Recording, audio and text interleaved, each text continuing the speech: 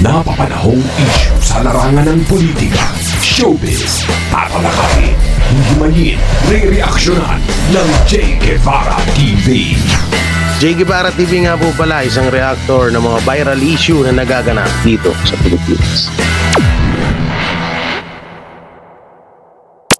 Bakit ba walang balak? So, panoorin lang naman natin. Tingnan natin kung kaya natin ma-reactionan. Plano si Pangulong Bongbong Marcos na magdeklara ng National State of Calamity. Alamin natin kung bakit. Live mula sa Bacolod City, nasa frontline ng balitang yan, si Rainiel Pawi. Rainiel, ano pa ang mga sinabi ng Pangulo sa pagbisita niya dyan kanina? Ruth, para kay Pangulong Marcos, mas maganda na sa lokal na pamahalaan manggaling kung ilalagay sa state of calamity ang bawat lugar o lokal na pamahalaan. Aniya, sa ganitong sistema ay mas magiging agaran ang pagsolusyon o pagtukoy sa mga kakailanganin sa mga bawat lugar. Pakinggan natin ang pahayag ni Pangulong Marcos.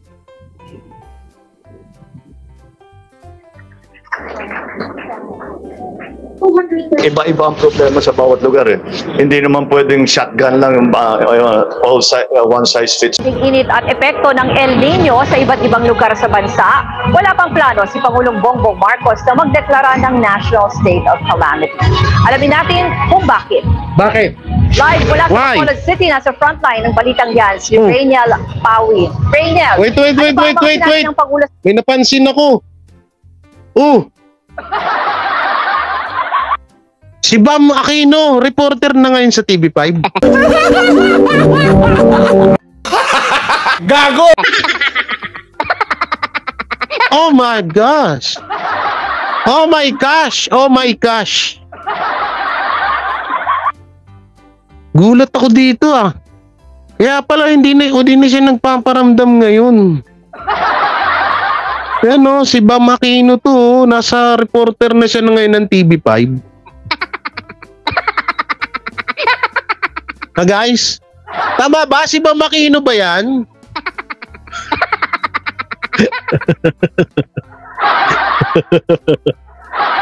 Ano, gulat ako na sa TV5 pala si Bam Aquino. Kaya pala wala nang paramdam sa ano, no? Oo, kaya pala wala nang paramdam sa social, sa ano, politics eh. Reporter na pala ngayon sa TV5. Gulat ako dun in fairness Pero okay na rin yan. Go, Bam, pasok! Bisita niya dyan kanina. Ruth, para kay Pangulong Marcos, mas maganda na sa lokal na pamahalaan manggaling kung ilalagay sa state of calamity ang bawat lugar o lokal na pamahalaan. Aniya, sa ganitong sistema ay mas magiging agaran ang pagsolusyon o pagtukoy sa mga kakailanganin sa mga bawat lugar. Pakinggan natin ang pahayag ni Pangulong Marcos.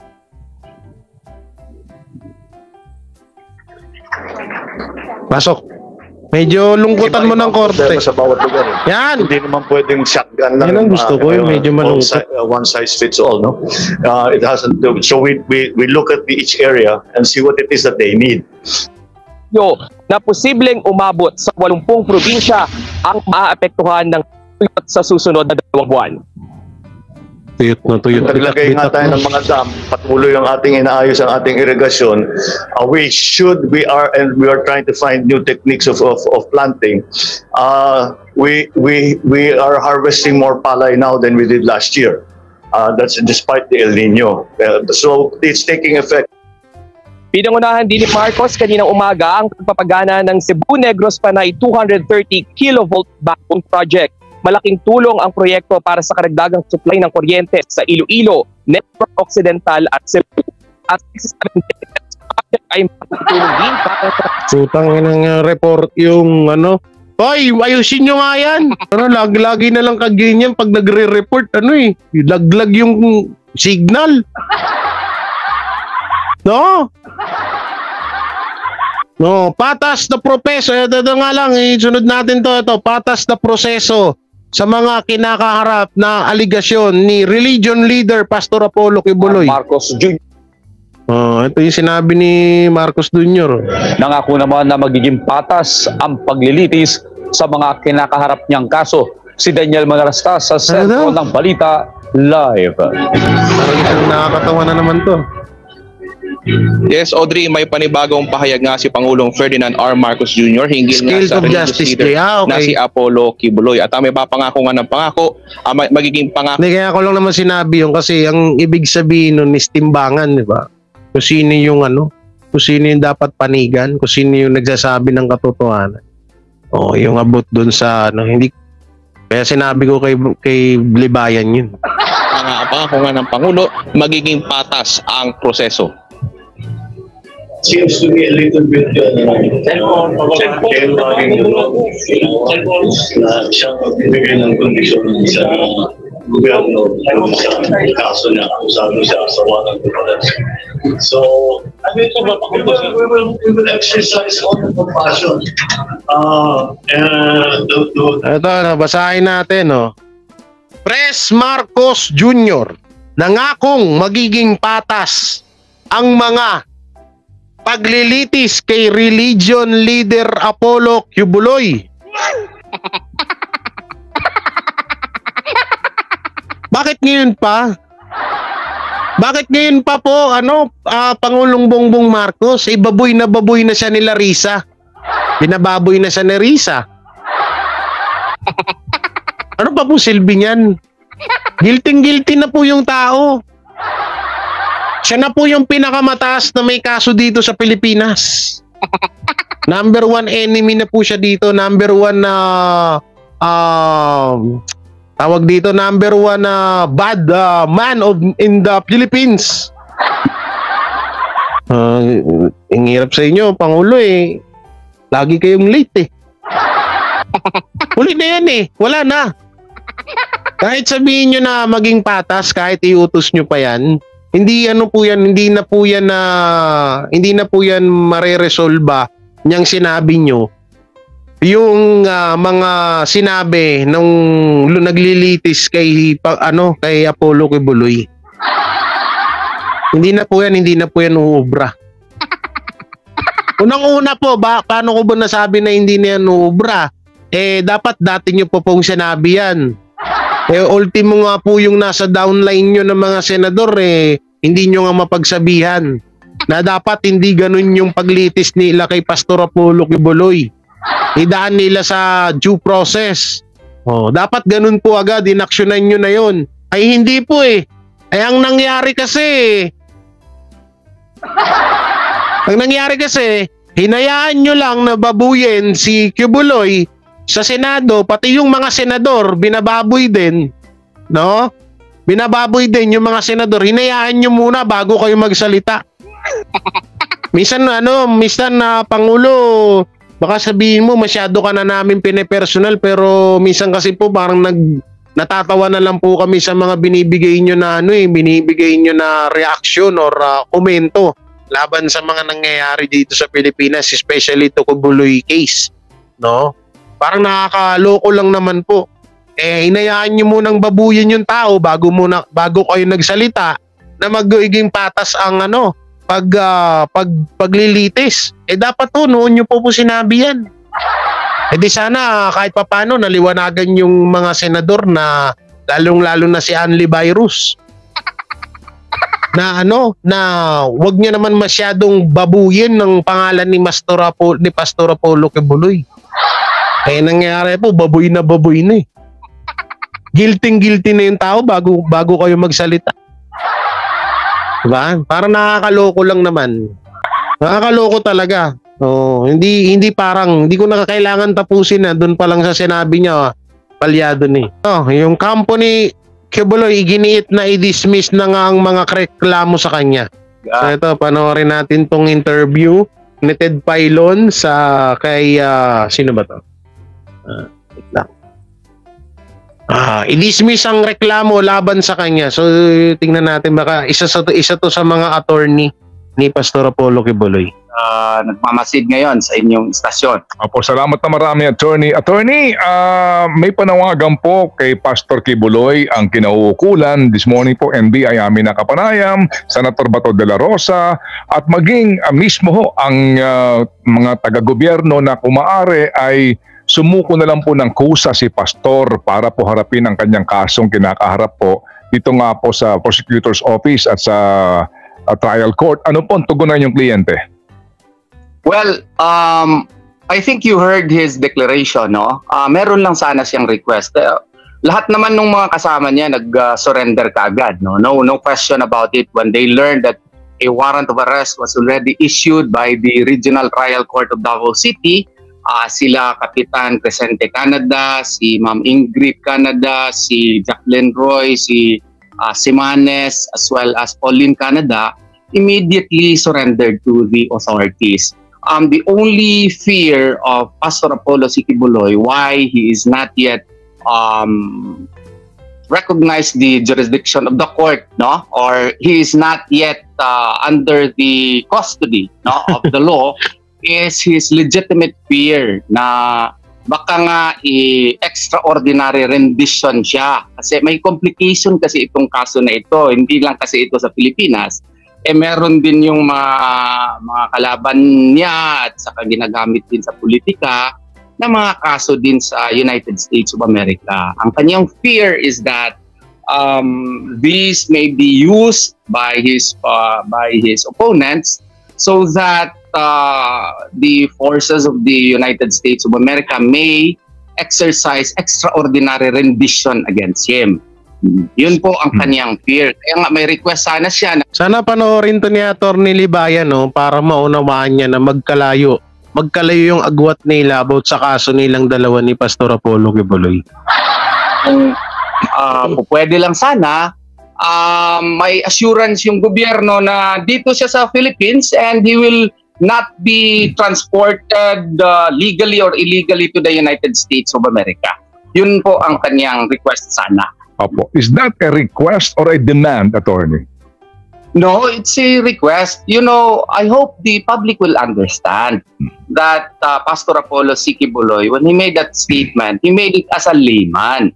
He may be a very intelligent man, but he does not know the intricacies of the law completely. He has certain ideas, but he is still a layman. He is not trained in the law. So at that time when he made such declaration, I was in Manila, also attending to some of my cases. So I did not know about that declaration. I only learned it later, even from his leaders. So yun po ang nangyari doon. So we should take it also in context, in the fact that although he is a very intelligent man, he is also a layman. Opo. Ang atin lang pong basis attorney sa katanungan na yon, dahil if I may quote, no, the good pastor, if you fail to give in written form these conditions from the office of the President, office of the Secretary of Justice, PNP, NBI, and CIDG, you will never see my face. Yun po sinasabi niya. So, attorney, yun hong fear ng inyo pong kliyente na baka siya meron kayong ginagamit na term, di ho ba yung extradition process is a legal process na mahaba-haba pong proseso at hindi ho naman niya na ipapatupad without due process of law, as you know. So ano pong basis mo para ka matakot doon, gayong hindi naman magagawa yan ng sino mang bansa na meron tayong tratado na agad mong damputin ng isang Pilipino ng gano'n na lamang po, nang wala. Bakit? Ted Filon, sa tingin mo, ipapaalam pa ba nila yun sa mga tao? Di ba? Anong tingin mo, Ted Filon, papaalam ng mga Amerikano na kukunin na nila si Pastor Apollo Kibuloy? Pero nakakaloko naman nata. Ay, papaalam ba niya na, oy, ganito. Oh, mga Pilipino, kukunin ko na si Pastor Apollo Kibuloy. Oh, ang katwiran ng ay, naku po. Pag namatay naman niya si Kibuloy, ilang buwan lang mapag-uusapan yan, mawawala din. Lilipas din naman yan pag binaril pag dinukot yan or matagpuan ng patay na sa sa gilid-gilid ng kalsada na kinuha ng mga Amerikano, pinatay na. Saglit lang naman pag-uusapan dito sa Pilipinas yan. Tapos mga ilang buwan, wala na.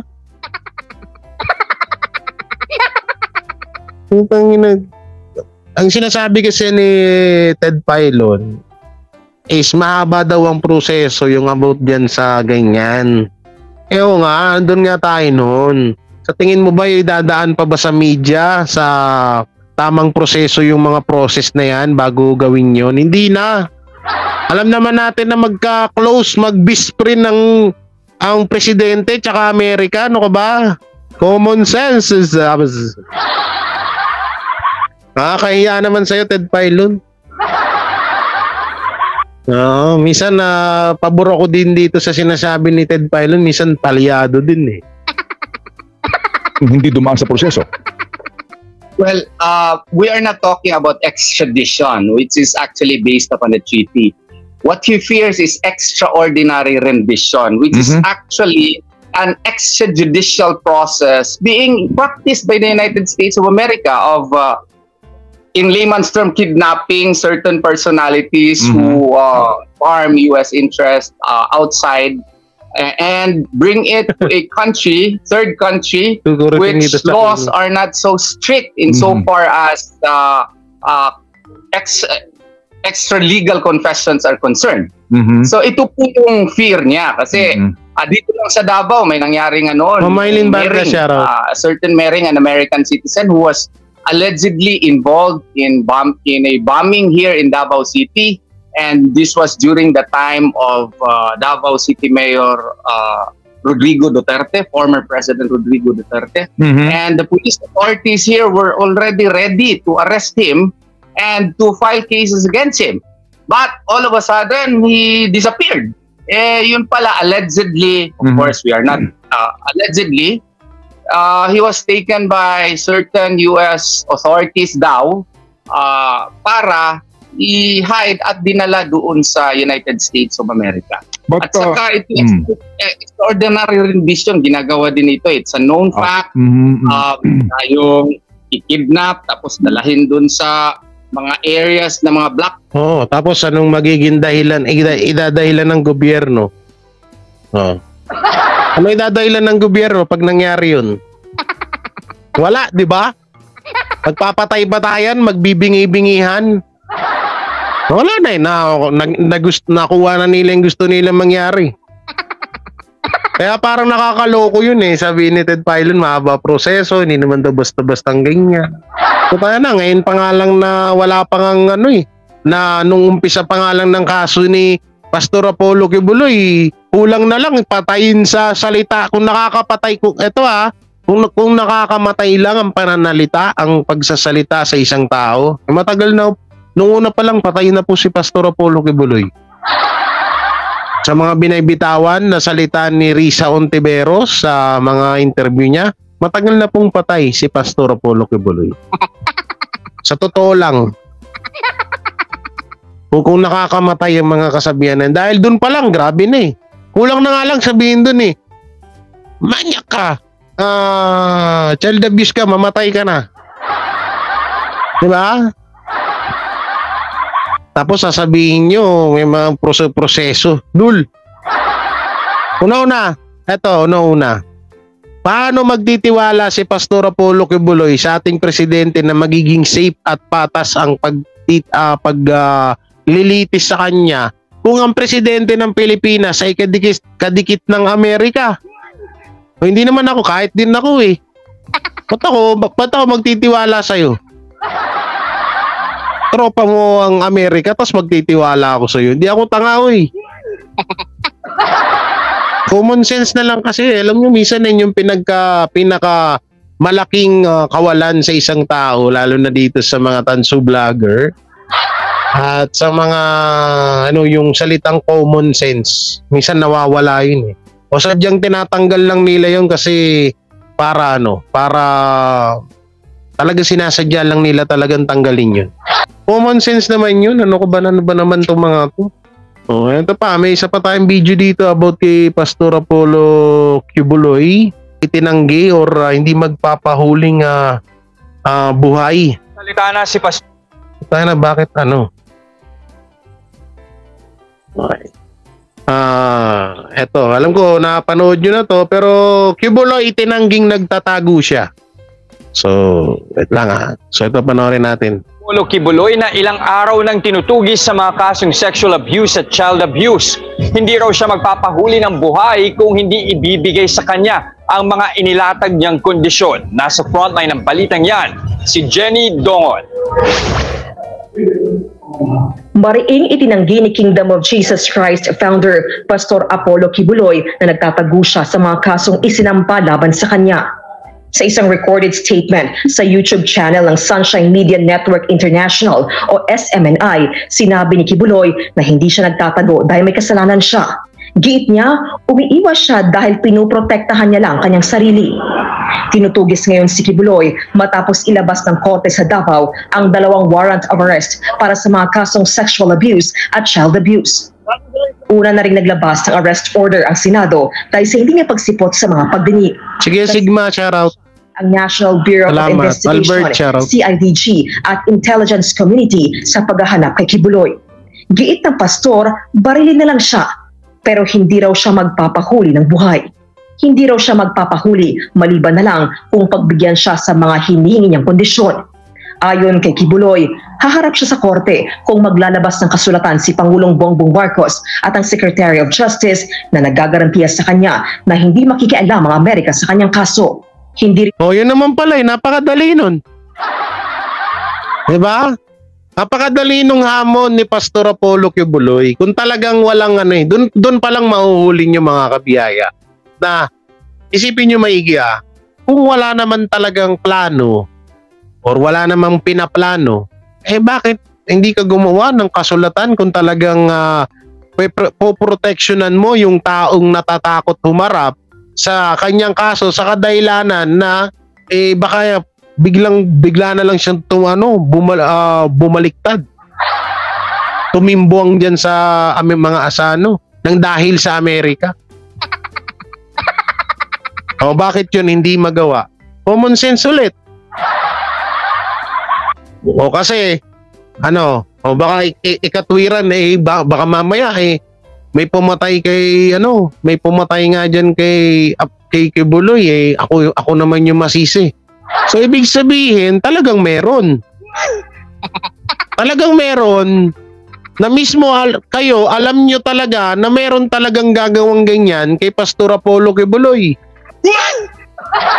Diba? Kasi ultimo nga yung inihiling niya na maggawa ka ng sulat na ikaw ay mabibigyan mo siya ng proteksyon at ikaw ang at makakasiguro ang mga tigasunod ni Pastor Apollo Kibuloy na magiging safe ka dahil sa pamamagitan ng proteksyon ng ating Pangulong si Bongbong Marcos Jr. Diba? Ganun lang yun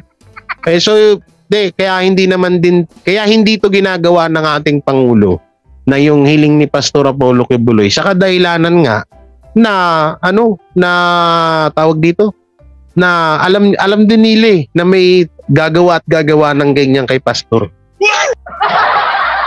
Kaya hindi nila mapagbigyan yung hiling ng tao. Hindi nila mapagbigyan yung hiling ni Pastor Apollo Kibuloy sa kadahilanan na kapag may nangyari kay Apollo Kibuloy at nakagawa na sila ng sulat na sila nga ay mananagot, hindi kawawa sila dun. Napakasimple lang nun Dapat makialam ang Federal Bureau of Investigation o FBI, Central Intelligence Agency o CIA at ang Embahada ng Amerika. Wala rin daw dapat mangyaring paglipat ng isang akusado sa ibang bansa para questionin o ikulong. Giit pa ni Kibuloy, patibong lang ang arrest warrant. Ginawa raw bailable ang mga kaso niya sa Davao para lumitaw siya at magpiyansa.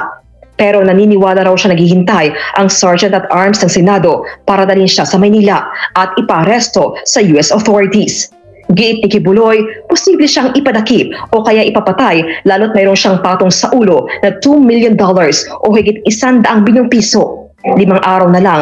Yung about dun sa $2 million na yun or 100 million pesos na patong sa ulo ni Pastor Apollo Kibuloy. Alam nyo, talagang para sa akin totoo yun. Alam nyo kung bakit? Kung yung mga vlogger nga mga tatanga-tanga na babayaran ng 800k. 800k per month Yan pa kaya? Yan pa kaya nga about kay Kibuloy, hindi totoo. Diba? Kung yung mga halos, kung si Nino Barsaga nga, malaki-laki na yung kinikita niya, kaya nga na condominium pa yan. Kung yan nga na babayaran nila paano pa kaya yung mga papatay kay Buloy? Biri mo 100 million.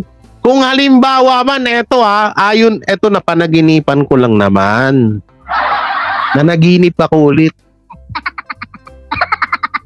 Yung about dyan sa 110 million na yan na patong sa ulo ni Pastor Apollo Kibuloy. Na di umano dun sa panaginip ko. Yang 100 million pala na nakapatong na sa ulo ni Pastor Apollo Kibuloy ay kapag na-paaresto pala nila si Pastor Apollo Kibuloy ay sila din pala maghahati niyan. At yung pera na yan ay from America. Panaginip lang po ito. Wala po itong sapat na katotohanan panaginip lamang. Na yung 100 million pesos na yan na nakapatong sa ulo ni Pastor Apollo Kibuloy para sa kanyang buhay ay kapag nangyari na siya ay nakuha na at nadala na sa Amerika or hawak-hawak na siya ng mga puti or mga Amerikano ay ang 100 million na yan ay hahati-hatiin yan ng kung sino-sino mga tao na nag-usig or nagpalapit para nagbigay ng daan para makuha ng mga Amerikano si Pastor Apollo Kibuloy. Panaginip lang yun Panaginip lang po yun Baka kung ano kasi yung isipin nyo. Gago!